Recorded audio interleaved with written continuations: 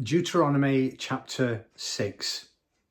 This is the commandment, the rules and regulations that God, your God, commanded me to teach you to live out in the land you're about to cross into to possess.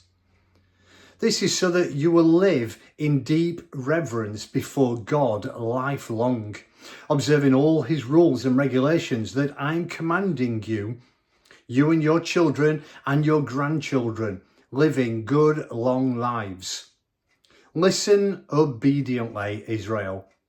Do what you're told so that you'll have a good life, a life of abundance and bounty, just as God promised, in a land abounding in milk and honey. Attention, Israel. God, our God, God, the one and only.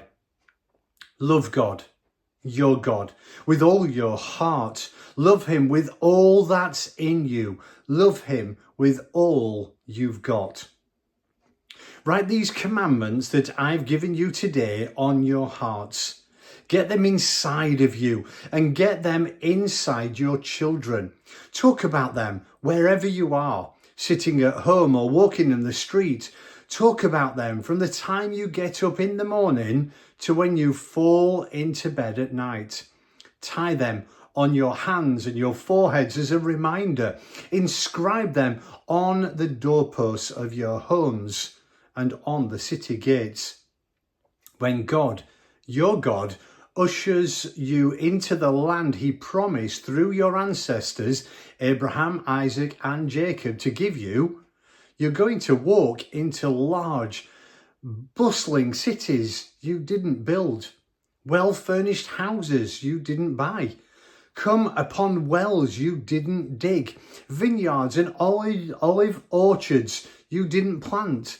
When you take it all in and settle down, pleased and content, make sure you don't forget how you got there. God brought you out of slavery in Egypt. Deeply respect God, your God. Serve and worship him exclusively. Back up your promises with his name only. Don't fool around with other gods, the gods of your neighbours, because God, your God, who is alive among you, is a jealous God. Don't provoke him, igniting his hot anger that would burn you right off the face of the earth. Don't push God, your God, to the wall as you did that day at Massah, the testing place. Carefully keep the commands of God, your God, all the requirements and regulations he gave you. Do what is right. Do what is good in God's sight, so you'll live a good life and be able to march in and take this pleasant land that God so solemnly promised your ancestors, throwing out your enemies left and right, exactly as God did. The next time your child asks you, what do these requirements and regulations and rules that God, our God, has commanded mean? Tell your child, we were slaves to Pharaoh in Egypt, and God powerfully intervened and got us out of that country. We stood there and watched as God delivered miracles, signs, great wonders and evil visitations on Pharaoh, on Egypt, on Pharaoh and his household. He pulled us out of there so that he could bring us here and give us the land he so solemnly promised to our ancestors.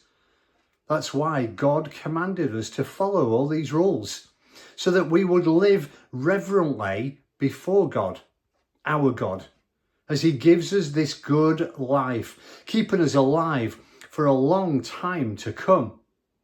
It will be a set right and put together life for us if we make sure that we do this entire commandment in the presence of God, our God, just as he commanded us to.